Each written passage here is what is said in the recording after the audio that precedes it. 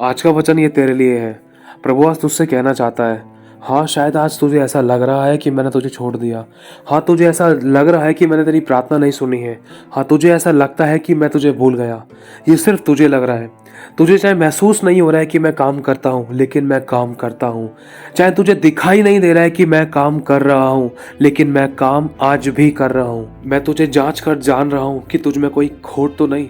हाँ, मैंने तुझे भूखा भी होने दिया, अकेला भी पड़ने दिया, आंसुओं में भी रहने दिया, तकलीफों में सोने दिया। हाँ, मैं जानता हूँ, मुझे पता है कि तूने अपने आंसुओं से अपने तकियों को भिगोया है। तूने दिनों रात मेरे से प्रार्थनाएं की हैं।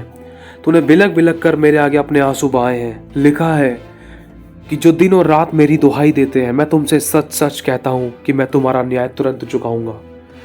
प्रभु आज आपसे कहता है, मेरी बहन, मेरे भाई, वचन में लिखा है, अगर हम पढ़े मरकुस में 4 अध्याय, लिखा है, उसी दिन जब सांझ हुई।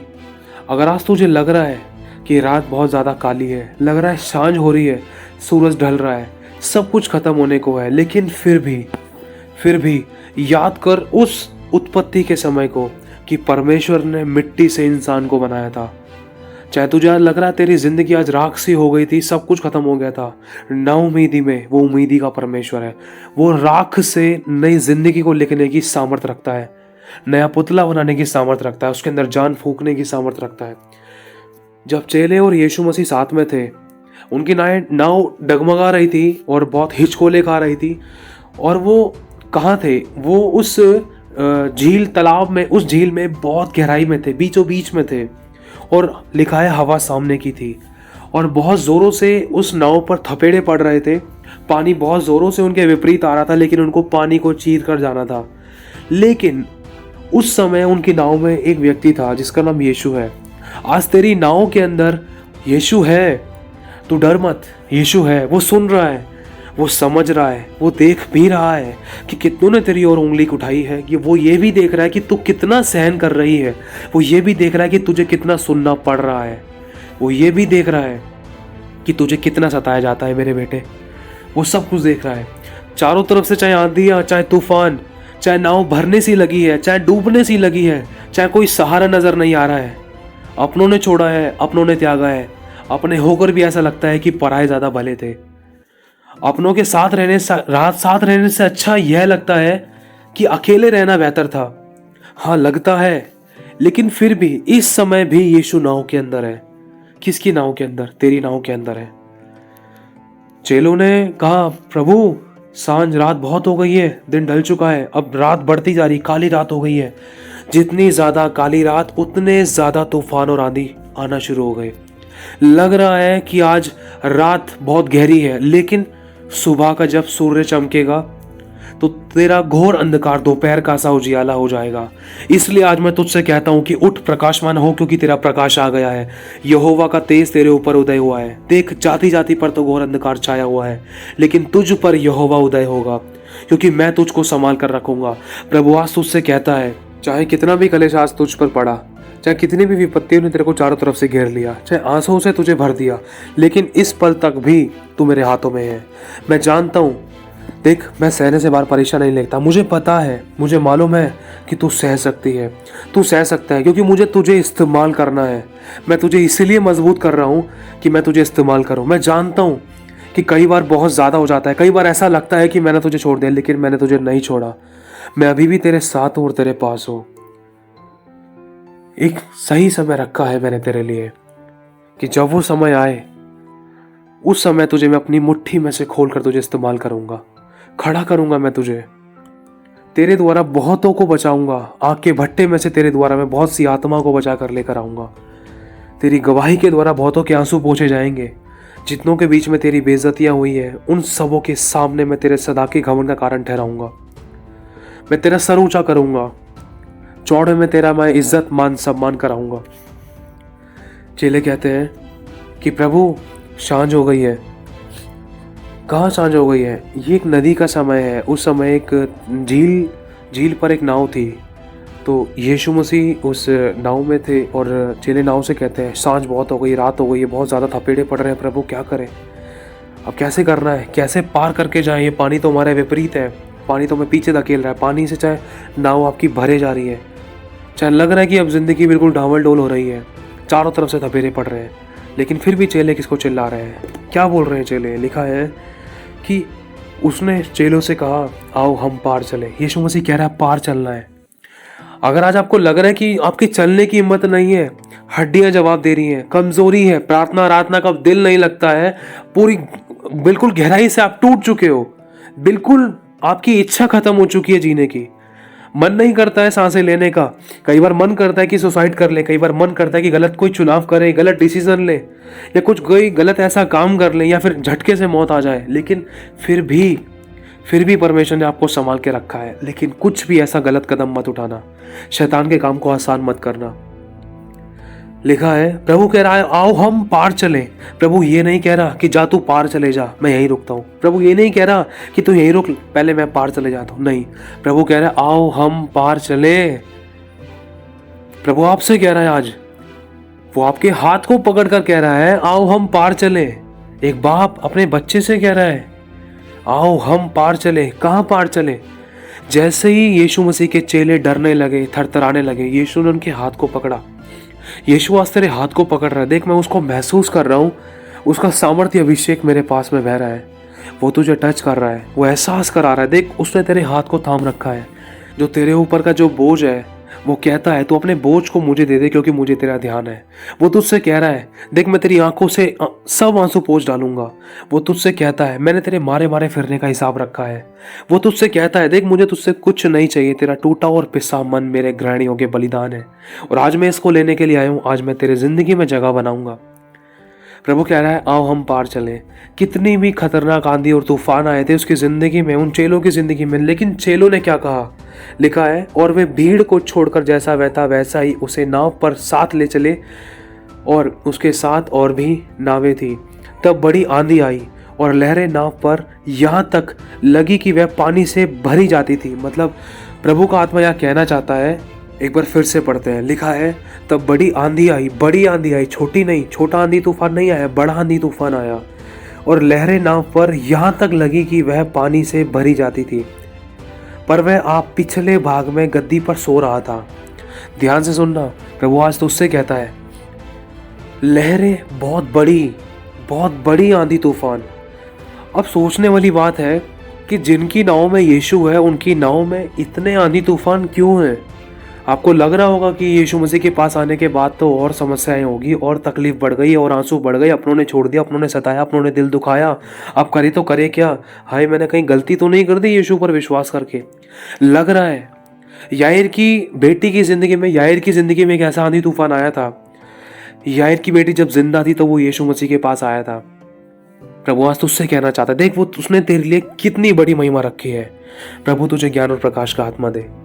जब याईर अपनी बेटी के बुखार के लिए आया यीशु के पास, उसने याईर ने भागे भागे आकर यीशु के पास कदमों में आके कहा, ये यीशु मेरी बेटी जोर से तड़प रही है, उसकी हालत बहुत नाजुक है, जल्दी चल मेरे साथ चल, मृत्यु से पहले मेरे साथ चल, वो कहीं उसको कुछ हो ना जाए, उसको कुछ होने से पहले मेरे साथ चल। तो उसी समय यीशु ने कहा कि मत डर, केवल विश्वास कर, तो तू परमेश्वर की महिमा को देखेगा। जब यीशु मसीह के पास याईर भागे भागे आया था तो उस समय उसकी बेटी जिंदा थी। लेकिन जब यीशु मसीह बहुत देर बाद गए, यीशु मसीह ने कहा अभी ढांढस बांध, मत डर, अभी रुक, तेरी बेटी मरी नहीं है, सो रही है, तेरी बेटी सही हो जाएगी, विश्वास कर वो ठीक हो जाएगी। बहुत गहरी बात है। जब यीशु मसीह के पास याईर आया था उस समय उसकी बेटी जिंदा थी, सिर्फ बुखार था। लेकिन जब यीशु मसीह उसके घर पे पहुंचे उससे पहले ही उसकी बेटी मर चुकी थी, क्योंकि याईर को बीच में उसके किसी सरदार ने, किसी व्यक्ति ने आकर बता दिए थे याईर अब रहने दे, अब यीशु मसीह को तू दुख मत दे, क्योंकि पहले तेरी बेटी बीमार थी, अब तेरी बेटी मर चुकी है। तो याईर और दुखित होने लगा। याईर के मन में भी सवाल आया, अरे किस प्रकार का परमेश्वर है, किस प्रकार का प्रभु है, इसने तो मुर्दों को जिंदा कर दिया, उनके लिए तो झट से यीशु मसीह ने काम किया, झट से दौड़ा चला आया, बड़े बड़े चमत्कार किए। लेकिन आज यीशु मसीह के पास मैं अपनी बेटी की प्रार्थना के विषय को लेकर आया, तो मेरी बेटी के पास जब आया तो उस समय वो जिंदा थी। लेकिन आज जब मैंने यीशु मसीह से प्रार्थना की कि यीशु मसीह मेरे घर चले, उसको ठीक कर दे, तो प्रार्थना करने के बाद मेरी बेटी मर कैसे गई? याईर ने सोचा, लेकिन फिर भी याईर को परमेश्वर ने कहा कि मत डर, केवल विश्वास कर, वो मरी नहीं, वो सो रही है। यीशु ने उसके मनों को जांच लिया। देखना, याद कर उस समय को जब शद्रक मेशक अबेदनगो ने प्रार्थना की, तीनों ने प्रार्थना की, तो उस समय उनको आग के भट्टे में डालने के लिए तैयार कर दिया। जब उन्होंने दिल से प्रभु से प्रार्थना करी और स्ट्रांगली प्रेयर करी कि हमारा परमेश्वर हमें छुड़ा लेगा, वो परमेश्वर पवित्र है, उसको उसी को हम दंडवत करेंगे अब, और वो ही हमें छुड़ाएगा। अगर वो नहीं भी छुड़ाएगा तब भी हम तुझे दंडवत नहीं करेंगे, राजा सुन ले, हम सिर्फ परमेश्वर ही को दंडवत करेंगे। उन्होंने परमेश्वर यहोवा से प्रार्थना करी। सोचो, प्रार्थना करने के बाद राजा ने कहा अब आग के भट्टे को 7 गुना और बढ़ा दो। सोच कर देखो, हाँ लगता है कि यीशु मसीह के पास आने के बाद दुख और बढ़ जाता है, प्रार्थना करने के बाद ऐसा लगता है कि अरे समस्या तो और बढ़ गई। चाहे तुझे लग रहा है कि दोपहर का सा उजियाला अचानक सांझ में कैसे बदल गया, शाम में कैसे बदल गया, ये इतना उगता हुआ सूरज अचानक से ढलने कैसे लगा, परिस्थितियां, हालात और सिचुएशंस क्या दिखाने लग रही है। कोई समस्या है, कभी कोई परेशानी है, कभी कोई नुकसान है, कभी कोई हादसा, कोई अपने नहीं मान रहे, अपने मान रहे तो वो मतलब हर कोई अपनी चला रहा है, कोई हमारी सुनने के लिए राजी नहीं है, हर किसी ने पैर की जूती बना के रखा है, कोई समझता ही नहीं है, कोई जानने वाला नहीं, कोई समझने वाला नहीं, कोई मेरे दुखों को नहीं जानता, नहीं समझता, कोई मेरी समस्या को, परेशानियों को हल नहीं निकालता, ना ही कोई मुझसे मेरा दुख और समस्या परेशानियों को पूछता। हर किसी को अपनी पड़ी है, सब जिए जा रहे हैं अपनी जिंदगी में। मैं अपनी तरफ से कितना दूसरों को बेस्ट करके दे रहा हूँ, कितना दूसरों को बेस्ट करके दे रही हूँ, लेकिन फिर भी कोई मेरी रिस्पेक्ट नहीं है, लग रहा है ऐसा। लेकिन फिर भी यीशु मसीह उनकी नाव में था।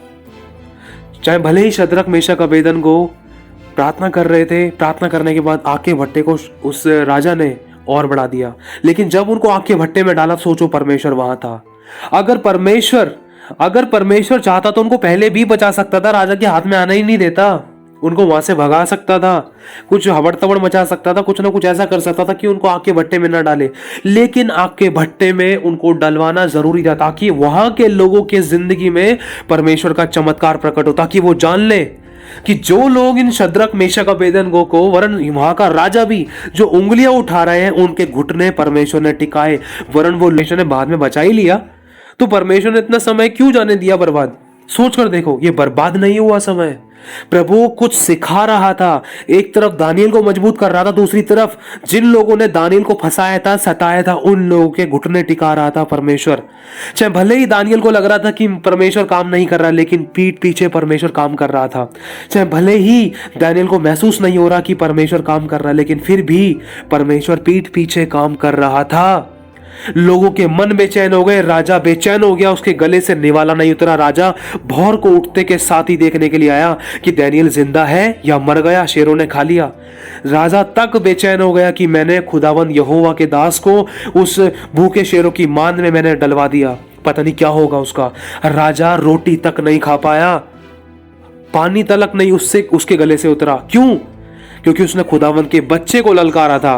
परमेश्वर ने वहां के राज्य के लोगों को इतना उत्साहित कर दिया था इस चीज के बारे में जानकर कि हाँ, दानियल को शेरों की मांद में डाल दिया गया है, और दानियल जिस परमेश्वर की उपासना करता है वो सच्चा है।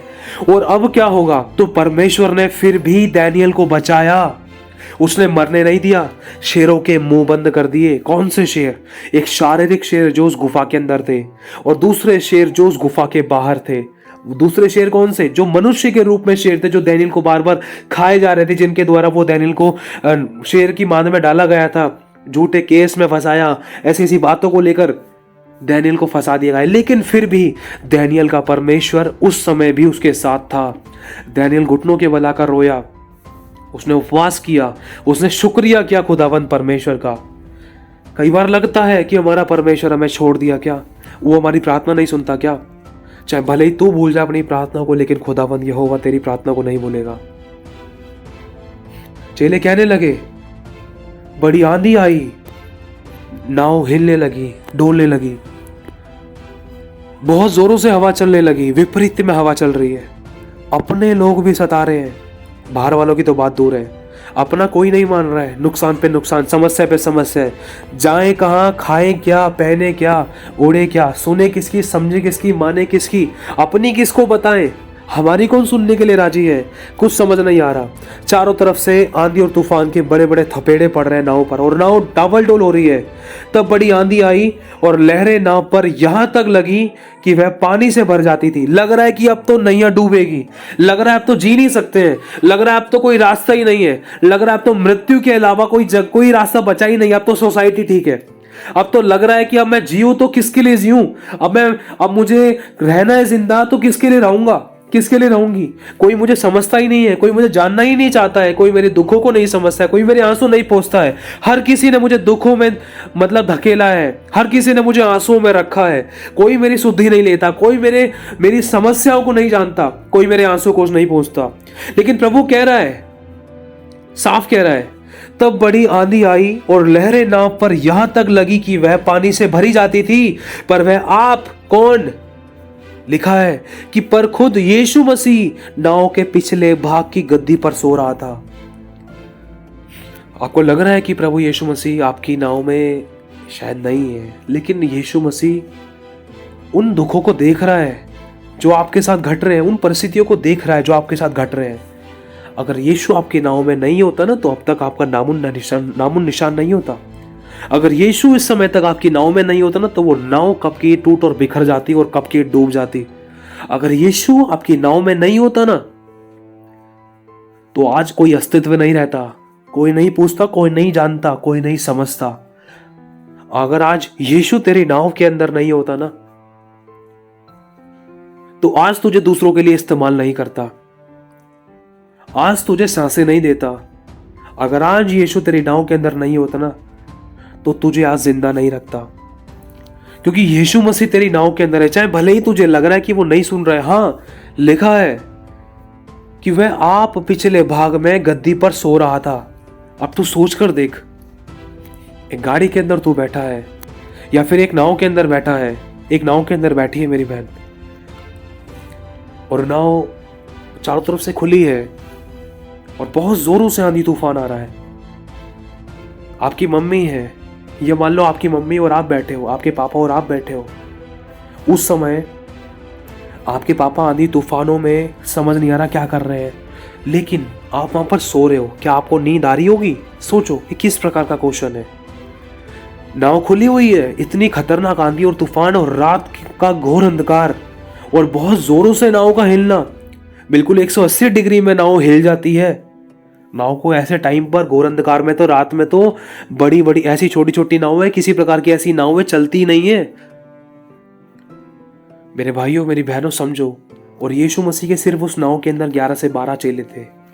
12 चेले थे और यीशु मसीह स्वयं थे। टोटल 13 लोग थे वो। अब सोच कर देखो, नाव कितनी बड़ी होगी, कितनी छोटी सी नाव होगी वो, और उस छोटी सी नाव के ऊपर कितने थपेड़े पड़ रहे होंगे। क्या यीशु मसीह को नींद आई होगी? क्या यीशु उस नाव के अंदर जब पानी गिरे जा रहा है, जब हमने साफ पढ़ा, लिखा है तब बड़ी आंधी आई और लहरें नाव पर यहां तक लगी कि वह पानी से भर जाती थी। सोचो, आप सो रहे हो नाव के अंदर, चलो मैं मान लेता हूं अगर आप सो रहे हो नाव के अंदर, आपके पापा जग रहे हैं, आपके पापा जग रहे हैं, तो आपके ऊपर हल्की फुल्की पानी की बूंदें आएंगी, छींटें आएंगी, तो क्या आपकी आंख नहीं खुलेगी? सोचो, लेकिन यहां पर तो वचन में साफ लिखा है कि लहरें नाव पर यहां तक लगी कि वह पानी से भरी जाती थी। सोचो, पानी से जब नाव भरी जा रही तो क्या यीशु जगह नहीं होगा? लेकिन फिर भी अगर हम आगे पढ़े तो लिखा है कि वह पानी से भरी जाती थी, लेकिन वह आप अपने पिछले भाग में गद्दी पर सो रहा था। क्या यीशु मसीह को पता नहीं था कि मेरे बच्चे इधर उधर तितर बितर हो रहे हैं? क्या यीशु मसीह को नहीं पता था कि मेरी बेटी, मेरा बेटा आंसू में, दुखों में इधर उधर चारों तरफ से थपेड़े खा रहा है? जिस पर इसने भरोसा किया वहां से इसको दुख मिले, जहां पर इसने अपना धन लगाया वहां से इसको धोखा मिला, जहां पर इसने अपना मन लगाया वहां से इसको आंसू मिले, जहां पर इसने अपना पूरी तरीके से 100% अपनी तरफ से बेस्ट और अच्छा करके दिया, वहां से हमेशा इसके लिए दरवाजे बंद हुए और इसको कलेश, दुख और आंसुओं के सिवा कुछ नहीं मिला। क्या यीशु नहीं देख रहा आपकी नाव के अंदर? वो सब कुछ देख रहा है। जिसने हमें आंखें दी वो अंधा नहीं है।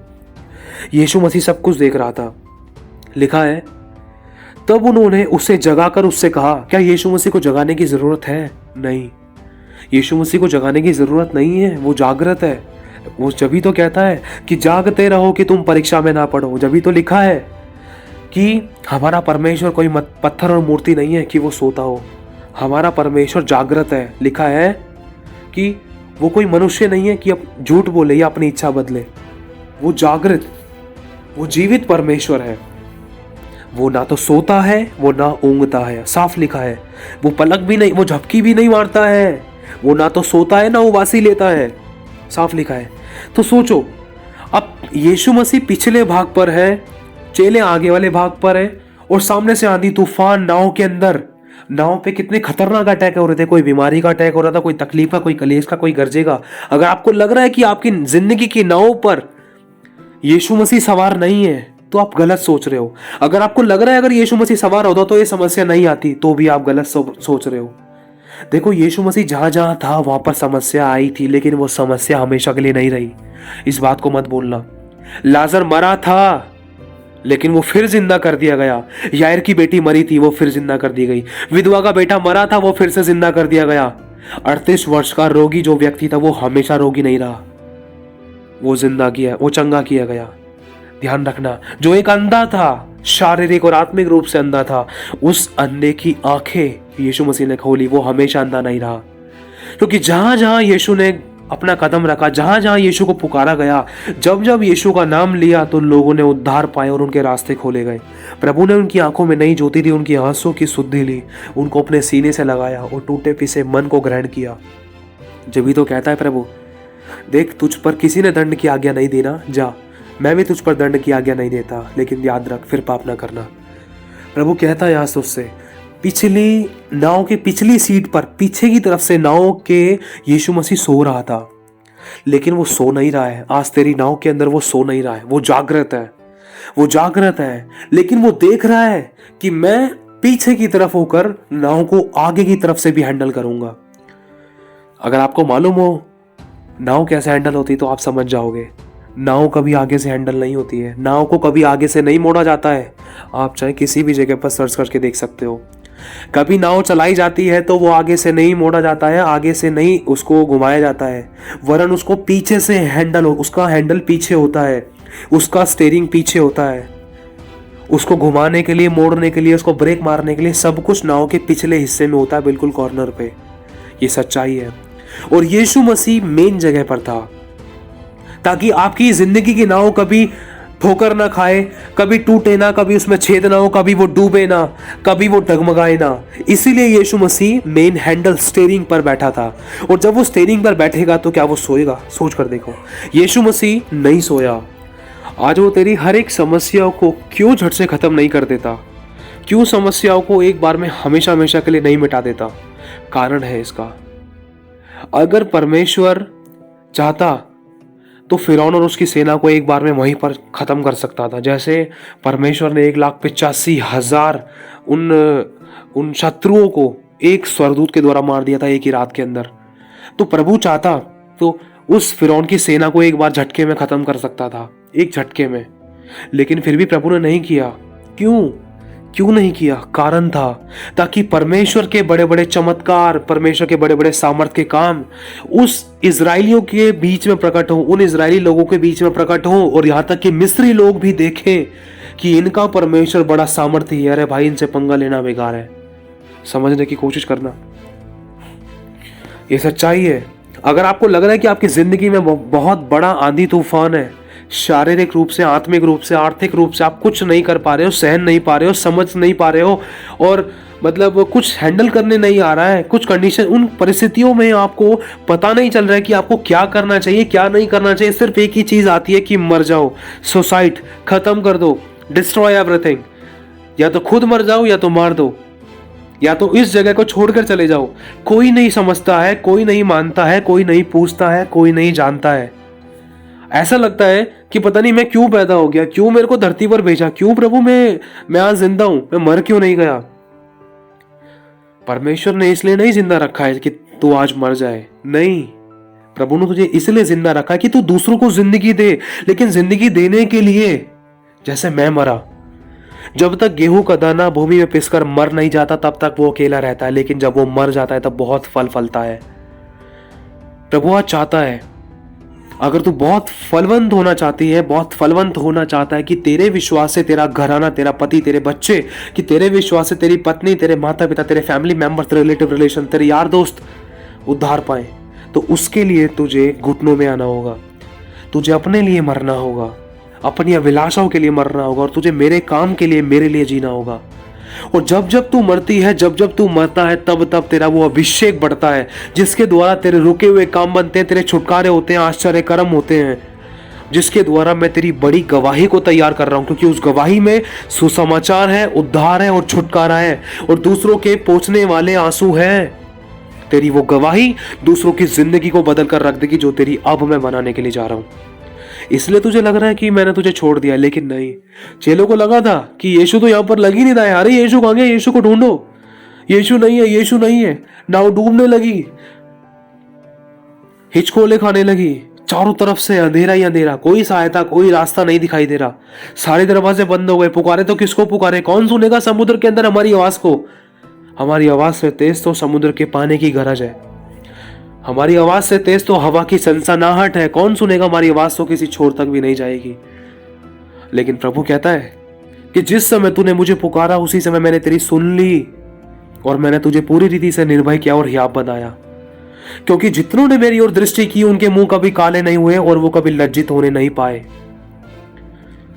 मेरे भाई, आज वो तुझसे कहता है मेरी बेटी, मेरी बहन, मेरी माँ, मेरे बच्चे, मैं तेरे साथ हूं, मैं तेरे आसपास हूं। मैं तेरी जिंदगी के सभी तूफानों को चाहूं तो पल भर में थाम सकता हूं और हमेशा के लिए उनको मिटा सकता हूं तेरी जिंदगी से। लेकिन अगर उन तूफानों को, उन समस्याओं को अगर मैंने तेरी जिंदगी में से हटा दिया, तो फिर तू कैसे बढ़ पाएगी आगे? फिर तेरा रिश्ता मेरे साथ और अच्छा कैसे होगा? फिर तेरी गवाहियां कैसे बनेंगी? अगर तेरी जिंदगी में सब कुछ अच्छा होने लगेगा, फिर तेरी गवाही कैसे बन पाएगी? तो अगर गवाही नहीं बनेगी तो तू सामने वाले को कैसे सुसमाचार सुनाएगी? कैसे तू बताएगा कि तेरी जिंदगी में चमत्कार क्या हुआ? जब समस्या ही नहीं होगी तो समस्या का समाधान कैसे निकलेगा? जब परीक्षा ही नहीं है तो परीक्षा के बदले अच्छा प्रतिफल, परिणाम कैसे निकलेगा? हाँ, मैं जानता हूं तुझे लग रहा है कि ये परीक्षा बड़ी कठोर और कठिन है, मैं इसको थाम सकता हूं, मैं हर एक आंधी और तूफानों को थामने की सामर्थ्य रखता हूं, मैं तुझसे प्रेम रखता हूं, मैं तेरे लिए सब कुछ कर सकता हूं। लेकिन मैंने तेरे लिए जो योजनाएं बनाई है वो तेरे हानि के लिए नहीं है, वरन तेरे लाभ के लिए है। और अंत में मैं तेरी आशाओं को पूरा करूंगा, तेरी जिंदगी में आऊंगा, तूफानों को थमाऊंगा, तेरी घटियों को भरपूर में बदलूंगा, तेरे आंसुओं की मैं शुद्धि लूंगा, तुझे दूसरों के लिए, बहुत तेरी जातियों के लिए आशीष और उद्धार का कारण बनाऊंगा। लेकिन याद रख इस बात को कि वो आज भी तेरे साथ है। ये मत सोच कि वो सो रहा है, वो सो नहीं रहा है, वो तेरी नाव में जागृत है, उसको सब मालूम है। एक एक बूंद का हिसाब पता है कि कौन सी बूंद नाव के किस हिस्से में पड़ रही है। उसको पता है कि कौन सी परेशानी मेरे बच्चे की जिंदगी में आ रही थी। उसको पता है कि किन किन बातों से मेरे बेटा, मेरी बेटी जूझ रहे हैं, किन किन समस्याओं का सामना, किन किन कलेशों का, परेशानियों का सामना वो कर रहे हैं। वो देख रहा है, वो सब कुछ देख रहा है। लेकिन वो चाहता है कि तू ढांढस बांध, क्योंकि उसने संसार को जीत लिया है। उसने समुद्र की सीमाओं को ठहराया, लिखा है समुद्र उसकी आज्ञाओं का उल्लंघन नहीं कर सकता। तो तू किस तूफान से डर रही है? किस तूफान से डर रहा है? किस प्रकार के आंधी और तूफान से, किन लहरों से तू डर रही है? कहता है कि जब तू जल में होकर जाए तब पानी तुझे ना डुबा सकेगा, मतलब तू जल में होकर जाएगा। लिखा है कि जब तू आग में होकर चले तो आंच तुझे ना लगेगी, मतलब आंच में तुझे होकर चलना है, लेकिन आंच नहीं लगने देगा यहोवा तुझे। पानी में डूबने नहीं देगा परमेश्वर तुझे। अपने पंखों की आड़ में ले लेगा, तेरे निकट 1000 तेरी दाहिनी और 10,000 गिरेंगे, परंतु कोई तेरे पास ना आएगा। तो अपनी आंखों से दृष्टि करेगा, दुष्टों के अंत को देखेगी, साफ लिखा है। इसीलिए प्रभु कहता है संकट के समय मुझे पुकार, मैं तुझे छुड़ाऊंगा और तू मेरी महिमा करने पाएगी। प्रभु आंसू से कहता है, उसको पता है जो गुप्त प्रार्थनाएं तू कर रही है, उसको मालूम है जो तू गुप्त प्रार्थनाएं करता है, उसको ख्याल है तेरे बढ़ने का, तेरे उठने का, तेरी आजादी का। उसको मालूम है एक बेटा बाप के बारे में जितना नहीं जानता है ना, उससे कहीं ज्यादा गुना बाप बेटे के बारे में जानता है, बाप बेटी के बारे में जानता है। क्योंकि बेटा बाप से नहीं, बाप से बेटा है। ध्यान रखना, बेटे से बाप उत्पन्न नहीं हुआ, बाप से बेटा उत्पन्न हुआ है, बाप से बेटी उत्पन्न हुई है। उस परम प्रधान सर्वशक्तिमान परमेश्वर ने गर्भ का फल हमें बनाकर भेजा है पृथ्वी पर। आज हमें बच्चा एक अच्छे बच्चे का रूप दिया, एक अपनी संतान बनाया, जीवित रखा, हमें बड़ा किया, हमारी देखभाल की और आज तक संभाल रहा है। अगर वो हमारा हाथ ना थामता तो आज हम जीवित ना रहते। इसलिए ये मत सोच कि यीशु तेरी प्रार्थना नहीं सुनता, यीशु तेरी नाव के अंदर है ही नहीं। तेरे सोचने या ना सोचने से ये फर्क नहीं पड़ता कि सच्चाई क्या है। सच्चाई जो है वो वही रहती है, सत्य को कोई बदल नहीं सकता। और सत्य ये है कि यीशु तेरी नाव में है, वो तुझे चेक कर रहा है, वो तुझे टेस्ट कर रहा है, वो तुझे मजबूत कर रहा है, ताकि आने वाली समस्याओं, ताकि आने वाली मुसीबतों का तू सामना कर सके। क्योंकि तुझे नहीं पता है, क्योंकि दिन बुरे हैं। इसीलिए मैं तुझे मजबूती से बनाकर तैयार करके खड़ा कर रहा हूं, ताकि जो लोग घटी में, आंसू में, समस्याओं में, कलेशों में, तंगियों में, परेशानियों में, बीमारियों में जो ग्रसित है, जो तेरे पास आने वाले हैं, ताकि तू जब उनको अपनी जिंदगी की सच्ची गवाही दे कि जब तेरी समस्याएं ऐसी थी, परेशानियां ऐसी थी, तो उस समय तेरे को खुदा ने कैसे संभाला, और आज तेरी जिंदगी कितनी ब्लेसेड है, आज तेरी जिंदगी कितनी अच्छी है। तेरी जिंदगी में जो दुख है, अगर वो दुख नहीं आते ना, तो उन दुखों के बदले तू दूसरों को अपनी गवाही नहीं दे सकती। अगर कोई व्यक्ति तेरे पास तेरी अपनी जिंदगी की हर एक परेशानी, बीमारी, समस्याओं को लेकर, कलेशों को लेकर आया, तो तू उसके कलेशों को कैसे समझ पाएगा? तू उसके कलेशों को कैसे समझ पाएगी? समझ ही नहीं पाएगी। क्यों? क्योंकि अगर तेरे साथ घटा ही नहीं है ऐसा कुछ, जो परेशानी वो सामने वाला व्यक्ति तुझे बता रहा है, अगर वो परिस्थिति तेरे साथ कभी घटी ही नहीं है, तो तू उसके लिए बोझ के साथ प्रार्थना नहीं कर सकेगा। तो उसके लिए बोझ के साथ प्रार्थना नहीं कर सकेगी। क्यों? क्योंकि तेरे साथ वो घटी नहीं है वो समस्या है। इसीलिए मैं तुझे मजबूत कर रहा हूं, ताकि जो कोई भी व्यक्ति आंसू में, तकलीफों में, कलेशों में, समस्याओं में, परेशानियों में, तंगी में आए, नाउमीदी में आए, तो वो तेरे पास आने के बाद वापस आंसुओं में ना जाए। उसकी हर बात का हल तेरी गवाही में हो, जो तेरे साथ हो चुका है, और उस बड़ी गवाही को जब तू उसको सुनाए तो उसके आंसू पोंछ दिए जाए, उसकी जिंदगी में छुटकारा आए, उसकी जिंदगी में उद्धार आए, आशीष आए, बरकत आए, चमत्कार हो, उसकी उम्मीद में एक नई आशा चमके, और वो अपने आप को मृत्यु के हवाले ना करके वरन अपनी जिंदगी को मेरे को, परमेश्वर को समर्पित कर दे, और वो खुद दूसरों के लिए आशीष और उद्धार का कारण बन जाए। फिर वो उसी की गवाही को जब वो 4 लोगों को आगे शेयर करे, तो उसकी गवाही के द्वारा और ऐसे लोग जो संसार में दुखों में, कलेशों में, परेशानियों, तंगियों में थे, जब वो सभी की सभी लोग जब उस व्यक्ति की गवाही को सुने, तो उसकी गवाही के द्वारा उन लोगों का भी उद्धार हो, ताकि वो जान ले कि हाँ, परमेश्वर ने इस बहन की जिंदगी में, इस भाई की जिंदगी में इतने सारी कलेशों, समस्याओं में इसको छुटकारा किया है, इसको आजाद किया है, तो परमेश्वर मेरी समस्या का हल क्यों नहीं कर सकता? वो कर सकता है।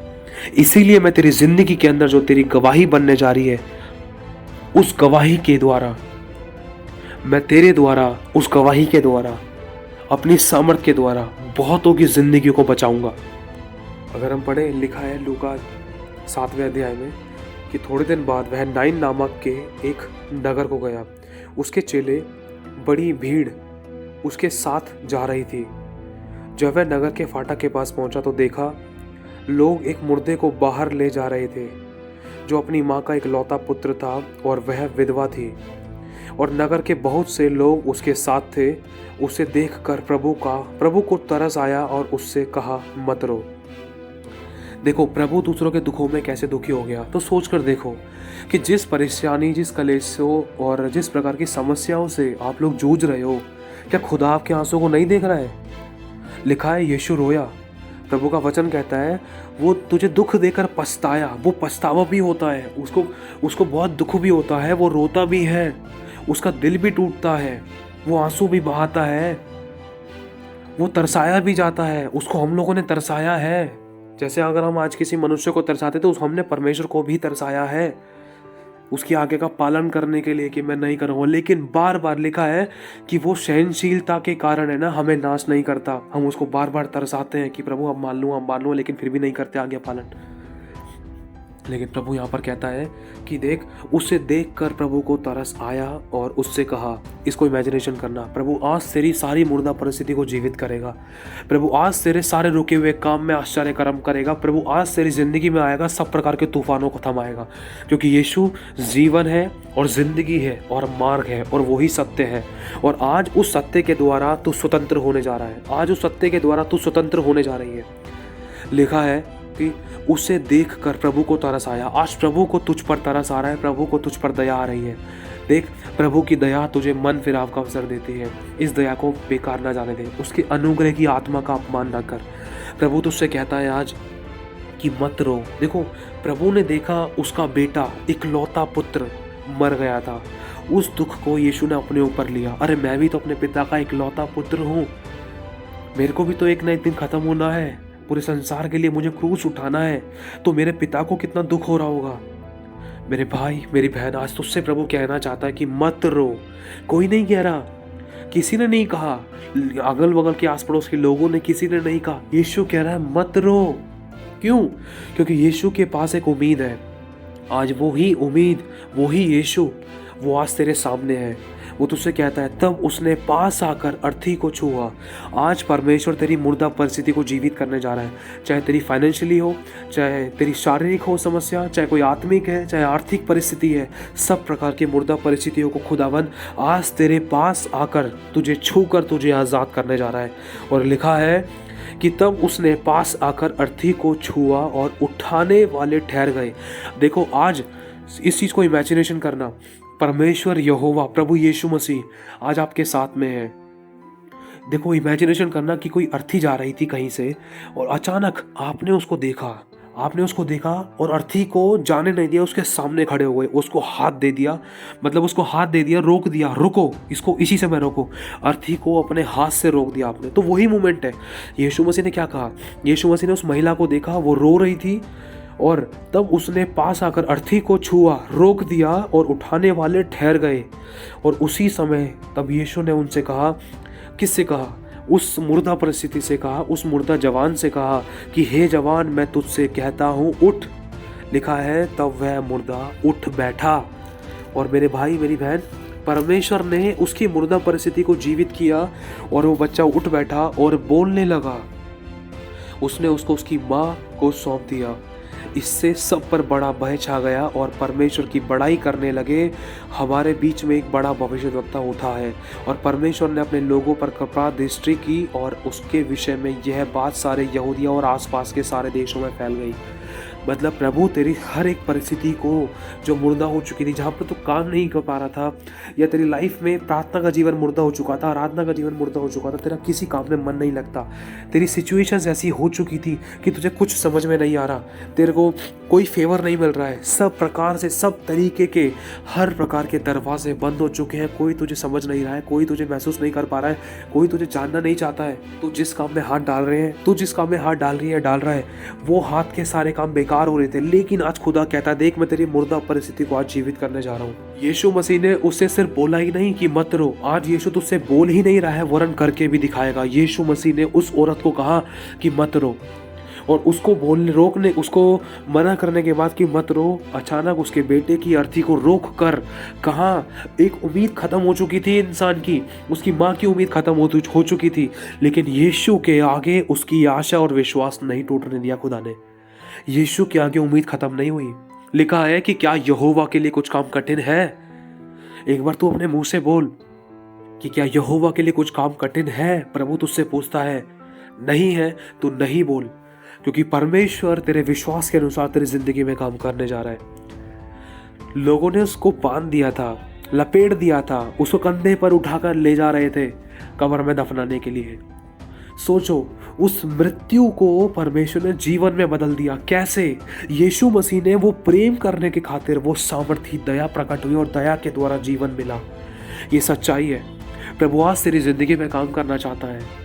प्रभु तुझसे कहता है कि देख, रोने पीटने और आंसू बहाने से रुक जा, क्योंकि तेरे परिश्रम का फल तुझे मिलने वाला है। आज यीशु तुझसे कहता है कि मत रो, देख मैं तेरी जिंदगी में आता हूँ और सब प्रकार के आंधी तूफान, कलेश, बीमारी, रोग और महामारी, रोगों को मैं तेरी जिंदगी में कभी एंटर नहीं करने दूंगा। मैं उनको रोक दूंगा, उनको स्टॉप कर दूंगा, उनको खत्म कर दूंगा, उनका सत्यानाश कर दूंगा, क्योंकि तेरे संग चलने वाला तेरा परमेश्वर यहोवा है।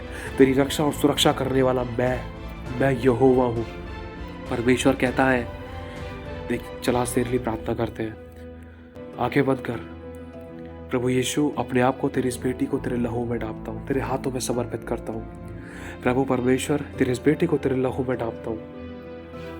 मैं चाहता हूँ प्रभु आज इसकी सारी मुर्दा परिस्थिति जीवित हो जाए, इसकी नाउमीदी उम्मीद में बदल जाए, इसके श्राप आशीष में बदल जाए, इसके पाप क्षमा कर दिए जाए जो उसने जानबूझकर जाने और अनजाने में किए, जो उसके मुंह से जो पाप हुए, हाथों से जो पाप हुए, इसके कानों से जो पाप हुए, इसके देखने से जो पाप हुए, तेरे नाम से इनके वो सब पाप मिटाए जाए।